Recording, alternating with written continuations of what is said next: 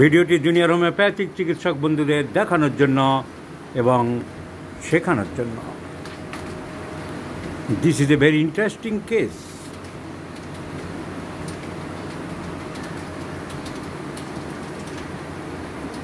This gentleman aged about 40 years, 40 বছর বয়স্ক ভদ্রলোক, বাংলাদেশের পাবনাতে থাকেন। By profession, by occupation he is a chemist. Allopathic লাইনের ওষুধপত্র এসব নিয়ে উনি কাজকর্ম করেন, এটাই ওনার ব্যবসা। পাবনাতে কোথায় থাকেন? শহরেই? আমি থাকি ঢাকা, স্কয়ার ফার্মাসি। ও, ঢাকায় থাকেন। ও, তাহলে আমি ভুল শুনলাম। পাবনা বাড়ি আমার, হোম ও, পাবনা। আপনি থাকেন ঢাকায়? কি কাজ করেন বললেন? ওষুধপত্র? ফার্মাসিউটিক্যাল। স্কয়ার ফার্মাসিউটিক্যালে কোয়ালিটি কন্ট্রোল। ফার্মাসিউটিক্যালের কোয়ালিটি কন্ট্রোল। তাহলে আপনি কি গভর্নমেন্ট রিপ্রেজেন্টেটিভ? না, Square pharmaceutical 1 number company in Bangladesh. আচ্ছা, কোম্পানি ইন বাংলাদেশ। ওই কোম্পানির ফার্মাসিউটিক্যাল ডিপার্টমেন্টে ওষুধের কোয়ালিটি নির্ধারণ করার, যেটা গভর্নমেন্ট থেকে অনেক সময় পাঠায় কোয়ালিটি নির্ধারণ করতে, সেইটা না। আপনি কোম্পানির লোক, কোম্পানিতে উনি কাজ করেন।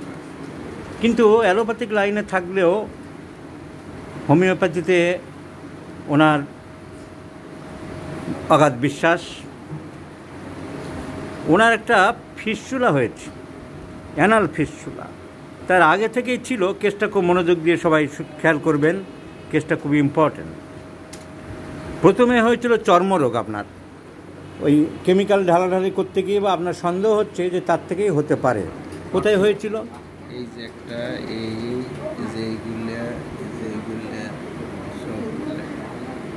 বিভিন্ন জায়গায়। ঢাকার কোথায় থাকেন? আমি ঢাকায় থাকি, গাজীপুর। ঢাকার গাজীপুরে উনি থাকেন। তাহলে ওনার প্রথমে একজিমা বা একটা ইরাপশানস আরম্ভ হয়েছিল হাতের তালুতে। আর কোথাও হয়েছিল? এখানে ওখানে হয়েছিল। কিন্তু আপনি অ্যালোপ্যাথিক লাইনের রোগ হওয়াতে প্রথম থেকেই অ্যালোপ্যাথিক মলম লাগাতেন।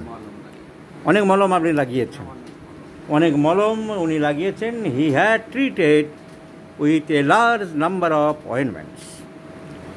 তারপরে তার চর্মরোগটা হলো প্রায় 13 বছর নাকি। তারপরে হঠাৎ আপনার একটা রেকটাল ফিস্চুলা ডেভেলপ করলো, অ্যানাল ফিস্চুলা। সেটা কত বছর হলো? মোট 4 বছর। প্রথমে আপনি হোমিওপ্যাথি ডাক্তারের কাছে গিয়েছিলেন। উনি প্রথমে হোমিওপ্যাথির চিকিৎসার জন্য গিয়েছিলেন, কারণ আপনি শুনেছেন যে হোমিওপ্যাথিতে এটা পুরোপুরি সেরে যাবে। আমি জানি যে এইসব রোগ হোমিওপ্যাথিতে। আমি স্কয়ার হাসপাতালে গেছিলাম, ওরা এমআরআই করে বলছে it is highly complex fistula, আমরা এটা পারবো না। স্কয়ার হাসপাতাল বাংলাদেশে 1 নম্বর কোম্পানি, পারবো না। পরবর্তীতে যখন পারবে না, সাজেস্ট করলো পারলেও আমার এখানে 4টা অপারেশন করতে হবে। স্কয়ার হাসপাতাল থেকে বলছে 4টা অপারেশন আমাকে পর্যায়ক্রমে ধাপে ধাপে কাটতে কাটতে উপরে যেতে হবে।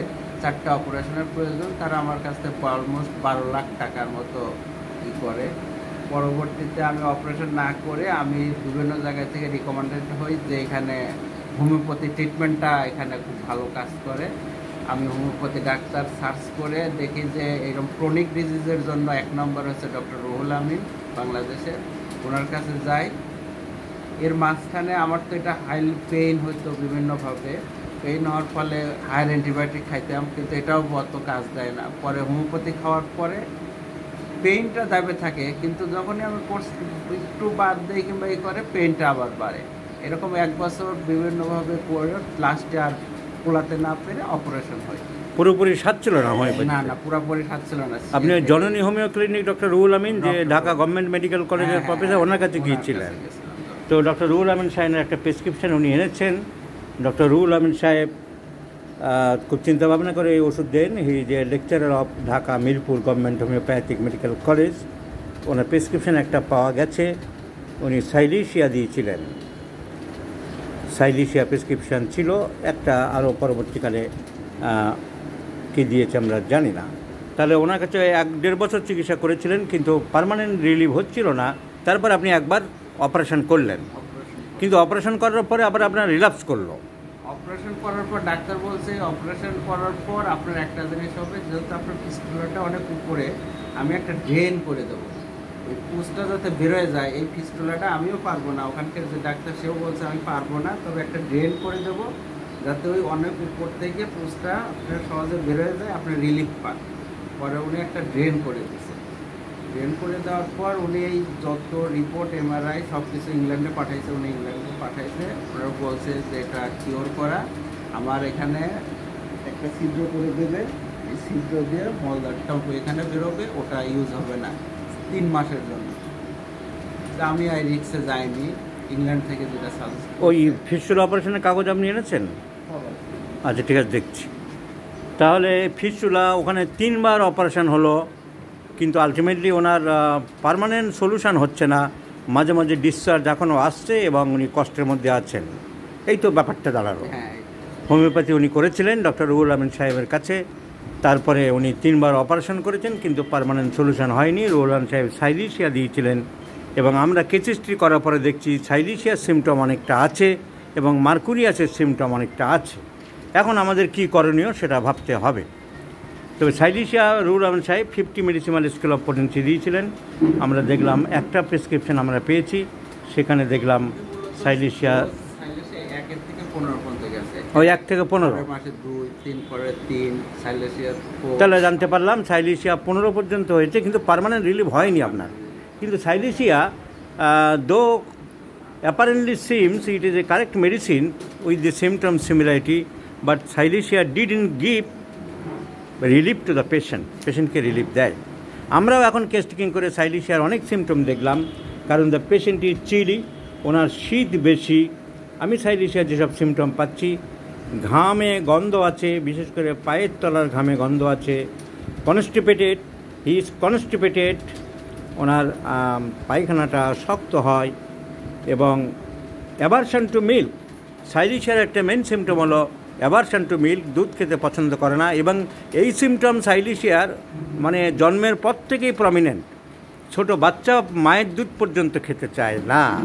তো সাইলিশিয়ার যথেষ্ট সিমটম আছে এবং আমাদের রেসপেক্টেড ডক্টর রুহুল আমিন সাহেব সাইলিশিয়া 50 মিলিসিমাল স্কেলে 1 থেকে 15 পর্যন্ত দিয়েছিলেন, কিন্তু ফিস্টুলাটা ইমপ্রুভ করেন।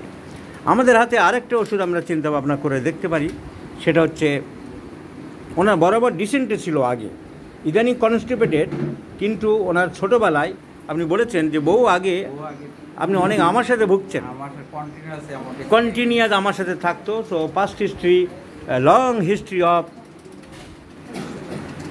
ডিসেন্ট্রিক স্টুল, ঘাম বেশি, ঘামে গন্ধ আছে, লালা পড়ে মুখ দিয়ে, ঘুমালে লালা পড়ে, জিভ দেখি, এবং জিভটাও মার্কুরিয়াসের মতন আছে, জিভ স্যালাইভেটেড, ইনডেন্টেড, দাঁতের দাগ পরিষ্কার দেখা যাচ্ছে, দাঁতের দাগ পরিষ্কার দেখা যাচ্ছে। তাহলে আগে আমাশার হিস্ট্রি ছিল জিভ ভিজে, জিভে দাঁতের দাগ, জিভ থলথলে, জিভ মোটা, মুখ দিয়ে লালা পড়ে ঘুমালে, ঘাম বেশি, ঘামে গন্ধ আছে, এবং এই চুলকানিগুলো রাত্রেবেলা বাড়ে, শোয়ার পরে, বিছানায় গেলে বাড়ে, আপনি বলেছেন, ঠিক তো? তাই। So itching also aggravates at midnight when the patient goes to the bed. তাহলে আমরা মার্কুরিয়াসের অনেক সিমটম পাচ্ছি, কিন্তু মার্কুরিয়াসে উনি খেয়েছেন বলছেন। মার্কুরিয়াস কে দিয়েছিল? অন্য ডাক্তার। তিনি কি 50 মিলিসিমালে দিয়েছিলেন? কনসেন্ট্রেশন জানি না। তো মার্কুরিয়াস খেয়েছেন মোট কথা। তো মার্কুরিয়াস সলিবিলিটি উনি খেয়েছেন, সাইলিশিয়া উনি খেয়েছেন। এই দুটো ওষুধ ছাড়া আর তো কোনো ওষুধের সিমটম খুব একটা পাওয়া যাচ্ছে না। তো দুজন homeopathic prescription, physician rightly prescribe Mercurius and silicea, but the patient didn't get any improve. তাহলে আমাদের এখন কী করণীয় উচিত? এরপরে তাহলে দেবাশিস, তুমি কী দিতে চাও? তুমি তো কেসটা টেকিং করলে, তুমি আবার মার্কুরিয়াসই দিতে চাও? উনি তো মার্কুরিয়াস খেয়েছিলেন বলছে। ঠিক আছে, ডক্টর অভিজিৎ কেসটা শুনলে? আগে নাক্স ভূমিকা, তারপর আবার মার্কুরিয়াস আসতে চাও? সালফার কেন? Long history of suppression, long history of গণেশবাবু সালফার, হ্যাঁ সালফারও দিয়েছে, সালফারও উনি খেয়েছেন। তাহলে উনি সব শেষ করেই তবে বর্ডার পার হয়েছেন। অতি সহজে উনি বর্ডার পার হননি, উনি মার্কুরিয়া, সাইলিশিয়া, সালফার শেষ করে এসছে। এখন আমি কি দেবো? সালফার দিয়েছে। তো তিনজনে প্রেসক্রিপশান দিয়েছে, আমার ভালো লাগলো এই 3টে প্রেসক্রিপশানে আমাদের জুনিয়ররা যা বলল এবং বাংলাদেশের 3জন চিকিৎসক যা দিয়েছেন, চিন্তাভাবনা করে দিয়েছেন।